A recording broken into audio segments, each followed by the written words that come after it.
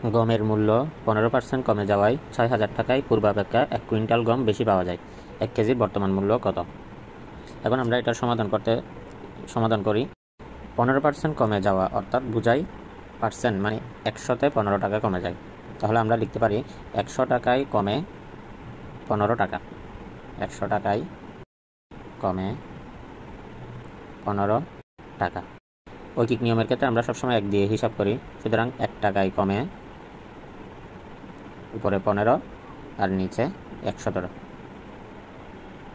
এবং 6,000 টাকা, যেহেতু প্রশ্নে বলা আছে 6,000 টাকায় পূর্বাপেক্ষা 1 কুইন্টাল গম বেশি পাওয়া যায়, তাহলে 6,000 টাকায় কমে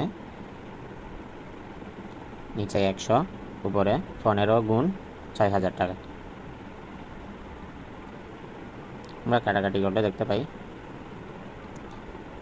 সর্বমোট 900 টাকা কমে। অর্থাৎ দাম কমার জন্য যেই টাকাটা সেভ হয়ে যায় সেই টাকাটা দিয়ে অতিরিক্ত পণ্য পাওয়া যায়। এখন এই যে 900 টাকা সেভ হলো, এই 900 টাকা দিয়ে 1 কুইন্টাল গম বেশি পাওয়া যায়। 1 কুইন্টাল অর্থাৎ 100 কেজি।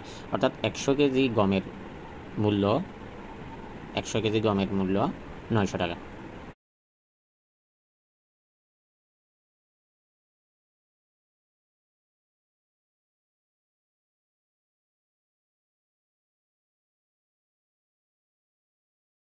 যেহেতু প্রশ্নে বলা আছে 1 কেজির মূল্য কত, তো আমরা পরের লাইনে করব 1 কেজি।